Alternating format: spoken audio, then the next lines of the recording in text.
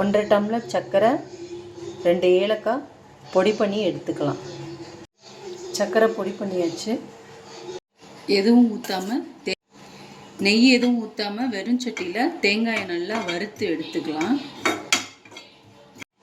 இது நல்லா எண்ணெய் இல்லாமல் வறுபட்டுருச்சு. இதை ஆஃப் பண்ணிவிட்டு எண்ணெய் சித்தெல்லாம் போயிடுச்சு. இப்போ இதை எடுத்து ஒரு பிளேட்டில் மாற்றி வச்சிடலாம். நெய் ஊற்றிருக்கேன். முந்திரியை போட்டு வறுத்து எடுத்துக்கலாம்.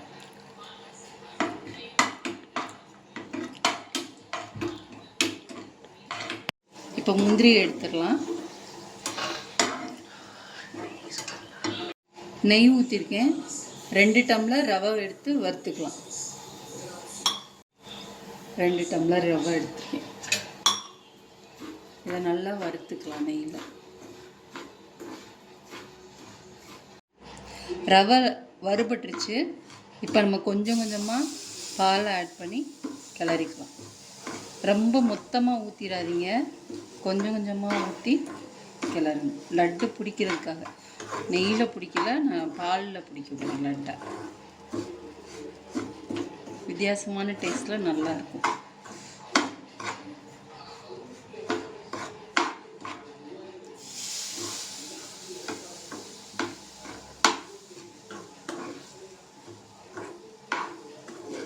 டம்ளரில் ரவைக்கு 1 டம்ளர் எடுத்தேன். அதில் மீதி பால் வச்சுருக்கேன். இப்போ நம்ம வறுத்த முந்திரி தேங்காயை இதில் சேர்த்துடலாம். சேர்த்து நல்லா மிக்ஸ் பண்ணிக்கலாம்.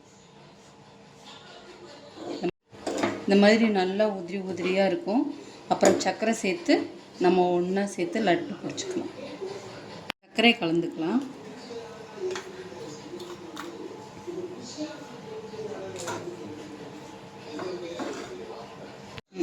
இப்போ கேஸ் ஆஃப் பண்ணிடுறேன்.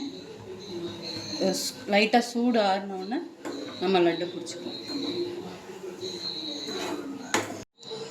நல்லா அந்த சூட்டோட லட்டை பிடிச்சி வச்சிடலாம்.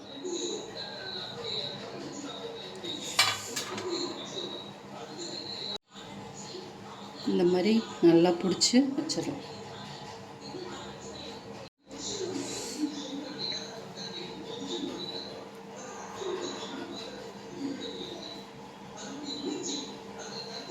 ரெண்டரை டம்ளர் ரவைக்கு 1 டம்ளர் சர்க்கரை எடுத்து பொடி பண்ணிக்கோங்க. கரெக்டாக இருக்கும். நீங்களும் வீட்டில் செஞ்சு பாருங்கள். ரவா லட்டு ரெடி ஆயிடுச்சு. லைக் பண்ணுங்கள், சப்ஸ்கிரைப் பண்ணுங்கள்.